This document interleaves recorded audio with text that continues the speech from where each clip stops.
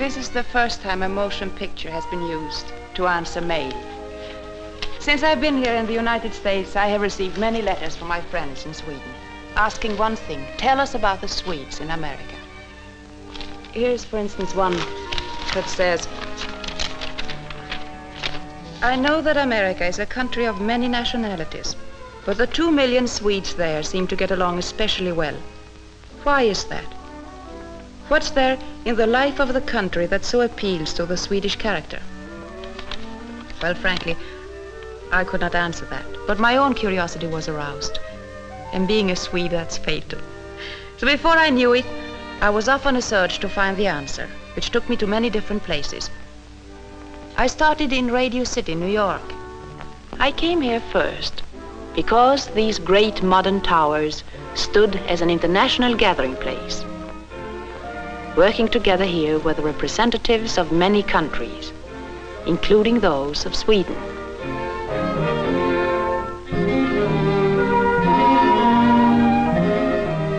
I talked with the people in these shops, with journalists and businessmen from Sweden. I was given an assortment of answers. Down on the skating rink, in the center of these soaring buildings, I found a Swedish-American skating star. Her name was Carrie Lynn. She had one sort of answer.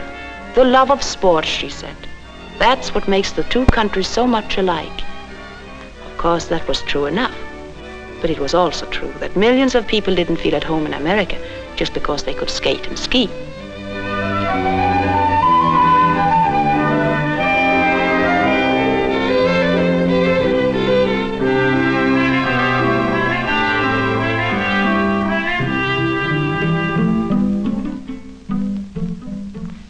When I visited the Swedish Consul General, he spoke of the sympathy for the rights of others that both people have.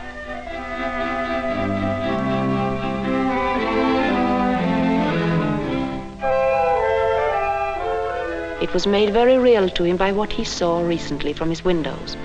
The Swedish-American steamer Gripsholm, one of the few white ships left in the world today, bringing those who had been imprisoned by war back to freedom. Here, among the skyscrapers, I found only a fragment of my answer. Well, I knew that the Swedes had played an important part in the development of this country. So from the modern world, I went to the other extreme, back into history, to the American-Swedish Museum of Philadelphia. In this museum, I found a 400-year-old record of one people's contribution to American life. It started in 1638 when the stout ship Kalmarnyckeln sailed out of Gothenburg harbor and some 6 months later touched the shores of the Delaware River. Those who came established a colony. From the very names of their villages, it was an echo of the land of their birth, Fort Christina, Fort New Gothenburg.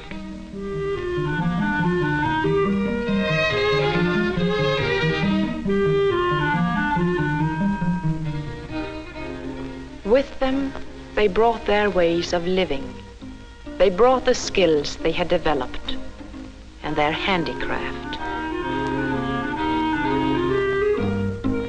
The Swedish influence spread until such men as John Morton and John Hansen became founders of the new republic, signers of the Declaration that created the United States of America. And it was another Swede, John Ericsson, who helped preserve these same United States as one country. In the hall dedicated to him, there are models of his many inventions, the greatest of which he gave to America in a moment of crisis. At the time of Lincoln, Ericsson brought to the Union fleet the revolving turret that became the historic cheese box on a raft. The triumph of the little Monitor helped turn the tide that ended the Civil War. The principles of that weapon are still in use today.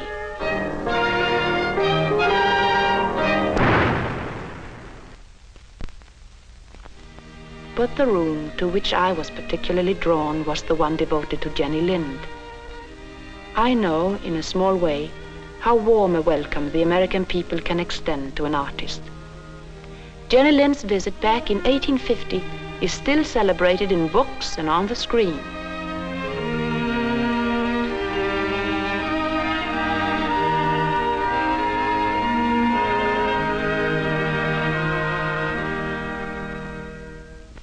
I left that museum with a feeling of pride in the achievements of my countrymen, but no nearer the answer. I had to come back from the history of what people had done to find out what they were doing now. To understand the Swedes in America today, one must know the country they live in. And today, it is a country at war.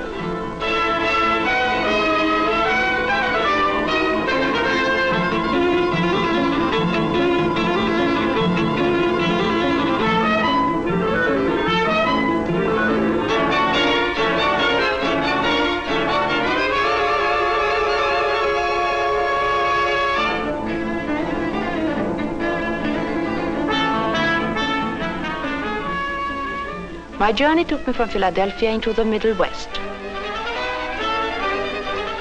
During that trip, I found many people from all the countries in the world working as Americans toward one single end. And among these were the Swedes.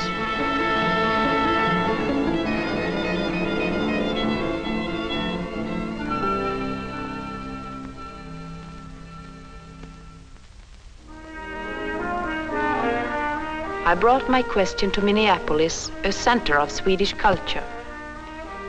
At the capital, I met Swedes high in the government of the state. They spoke of the opportunity that all men have here to win positions of trust and responsibility, and with it, the right, if they choose, to retain the customs and the language they had brought with them. In the great schools of the section, the study of Swedish is part of the course.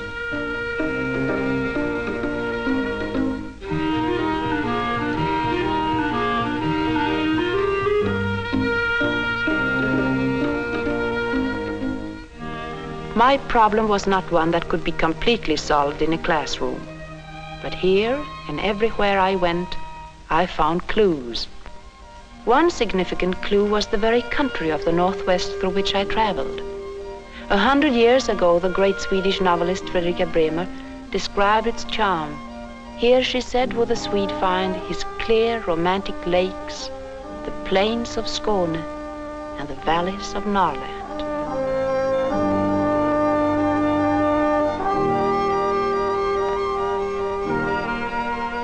Bremer's description proved a prophecy. The Swedes came and made this country their own.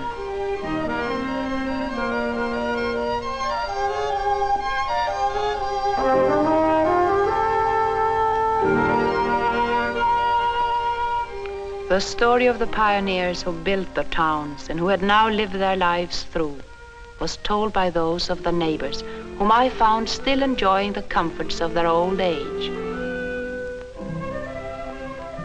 They, too, spoke of the freedom they enjoyed to preserve the traditional ways of their youth. And this freedom holds true not only for the Swedes, but for all the peoples from the many countries of the world who have made America their home.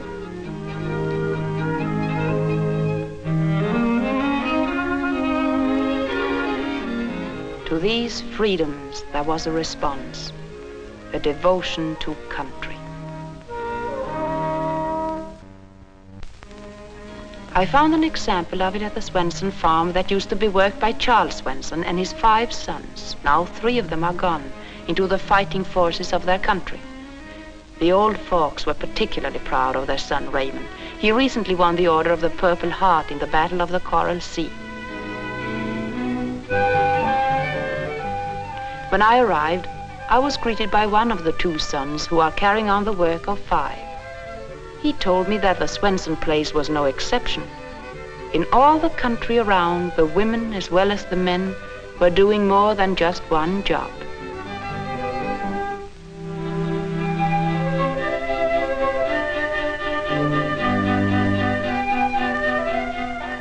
And from what I found, doing just one job was much more than enough.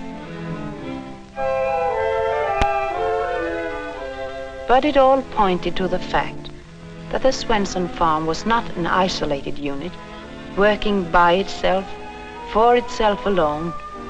The work here was carried on for the good of a community that stretched from coast to coast.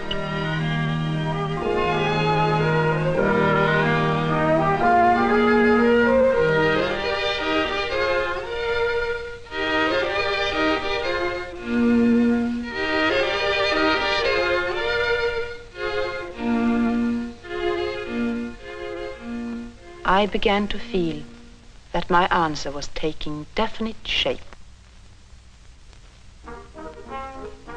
I was certain of it when I visited Lindstrom nearby. Though it doesn't look very different, there's something special about Lindstrom. 45 years ago, the townspeople decided to set aside 1 day a week to clean house. Every Thursday, the town turns out, all of them, to broom and scrub the streets. They want even the sidewalks to reflect the pride they have in their little town.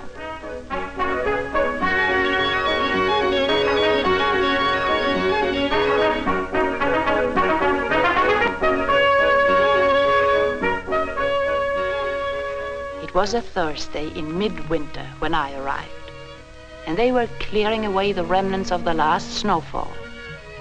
A local custom, to be sure, but clearly it told the story of community action that in one way or another was part of everything I'd seen. Here was the larger answer into which all the other truths I discovered fitted like the pieces in a puzzle.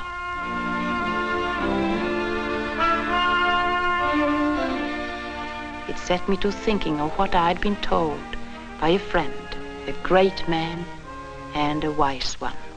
Carl Sandburg has been hailed by Americans as one of the most profound writers of their country. His biography of Abraham Lincoln stands as the truest picture yet given of that great American president. Sandburg is a Swede and an American who has looked deep in the hearts of both countries. Cooperation, he said. One found it everywhere. Along the shores of the very lake on which he lived, small groups of men came together to discuss their common problems and to work out ways of solving them for the common good. These fishermen in their dories were not isolated and alone. They were working cooperatively. The work of each, fishing, drying nets, packing and shipping, was the work of all.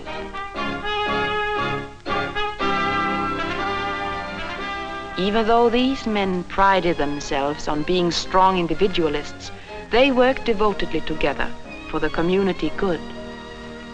As a pioneer country, America has always been a place where neighbor helped neighbor. That feeling for community is part of every frontier nation. But it was the Swedes who helped to organize that spirit in the modern industrial world of today.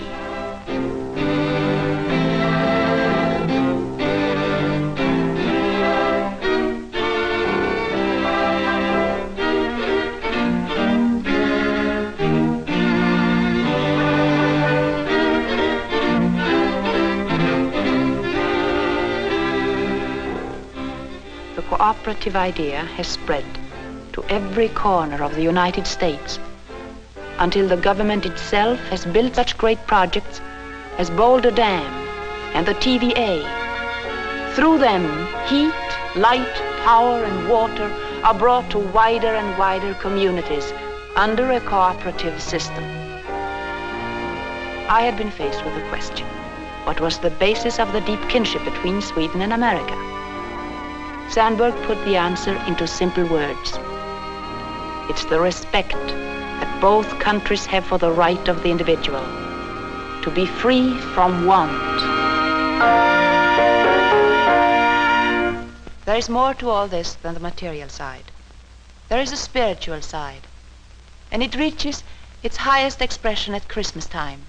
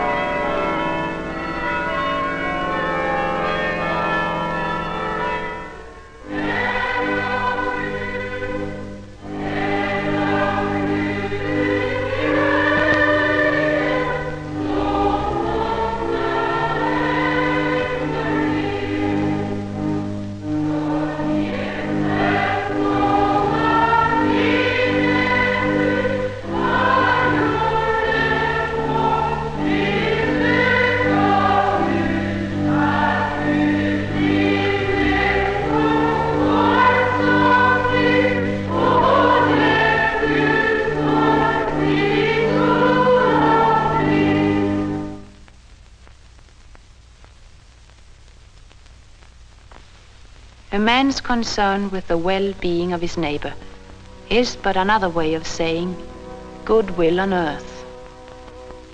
These hymns echo a common understanding that life can be good today and tomorrow still better.